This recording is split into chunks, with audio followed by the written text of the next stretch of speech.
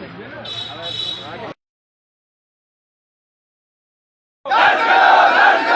पे एफआईआर दर्ज करो, टीमों पे एफआईआर दर्ज करो, टीमों पे एफआईआर दर्ज करो, टीमों तेरी तानाशाही, टीमों तेरी तानाशाही, प्रशासन होश में आओ, प्रशासन होश में आओ, प्रशासन होश में आओ, प्रशासन होश में आओ।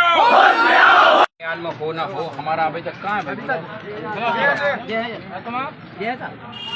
इसके पर्चे ले आओ।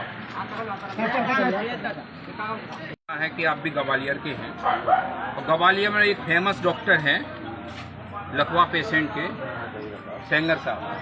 सेंगर साहब के पास इनका इलाज चल रहा है और इलाज जो चल रहा है तो इलाज की सिटी स्कैन है जो इलाज है। तो सेंगर साहब जो गोली जो लिखी है तो हवा में तो लिख नहीं दी होंगी इनको।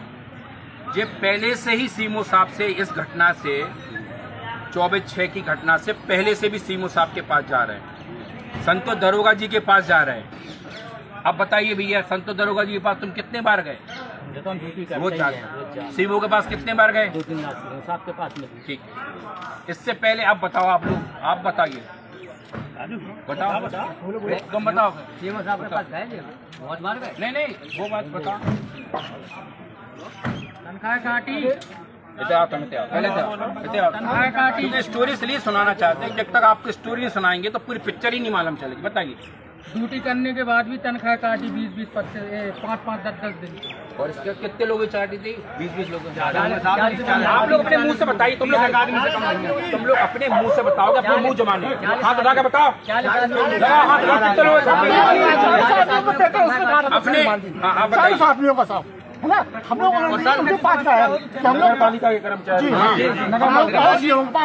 हम लोग के साथ 10-12 हजार आदमी है। आपने हम लोग के साथ वेतन काटे, सब हमारा परिवार का कैसे पालन पोषण होगा? कि अगर आपको कोई दिक्कत हो तो मेरे चेम्बर में आके आप मुझसे बात डायरेक्ट।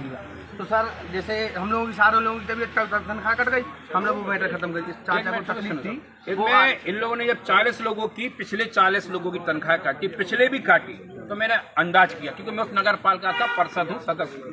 इस नाते मैंने एक बार बोल दिया उनको, सीमो साहब के साथ जो गलत है। जिस दिन की 40 लोगों की तनख्वाह काटी, मैं स्वयं गया था प्रत्यक्ष में, और मैं चैम्बर में गया, गुस्से होके गया कि भाई साहब आपके यहाँ पर लगे कर्मचारी जो घरों में खाना बना रहे हैं, जो पूर्व चेयरमैन के घरों में खाना बना रहे हैं, पूर्व उपाध्यक्ष के घरों में गाड़ियां चला रहे हैं, पूर्व घरों में, नहीं बताना जरूरी है मीडिया के सामने, पूर्व घरों में खाना बना रहे हैं, पूर्व पार्षदों के घरों में, पूर्व चेयरमैनों के घरों में, पूर्व घरों में, और पूरे ऐसे कर्मचारी है जो पार्कों में लगे, जिन पे कभी भी एक दिन की भी तनख्वाह, वो कभी भी हम लगाने नहीं आते, एक दिन की उपस्थिति नहीं होती, और शासन प्रशासन का ऐसा पैसा नष्ट कर रहे हैं। लेकिन जो सफाई कर्मी जो अपने शरीर को गंदा करके, अपनी लज्जत करके और गंद काम करने के बाद भी, और उनकी 12-12 हजार रुपए तनख्वाह, किसी की 10 हजार, किसी 8 है, और 4-4 हजार रुपए तनख्वाह काट देते हो। 4-4 हजार में क्या घर चलेगा? मुझसे बोला गया कि साहब अब आपको आवश्यकता नहीं आने की, जिसको कोई भी आपत्ति हो वो मेरे, जिसको कोई आपत्ति हो। इसके बाद जे आवेदक गया था, अब इस ऐसे स्टोरी चालू होती है। मैं क्योंकि आपके संज्ञान में लाना चाहता था वो बात, क्योंकि जब तक आपके संज्ञान में नहीं होगी, हाँ, जब तक आपके संज्ञान में नहीं होगा तो मामला ज्यादा देर तक नहीं चल पाएगा, क्योंकि सत्य भटकता है, पराजित नहीं होता है। मैं आपको, आप बताइए। आप मैं चैम्बर में गया तो मैं जैसे ही नहीं पाता हूँ, तो थोड़ा सा दरवाजे के पास आऊँगा तो चिरंजीव मेंबर साहब भी हमारे हैं, उनने कहा राजकुमार तुम अंदर साहब है, अरे भी मदद।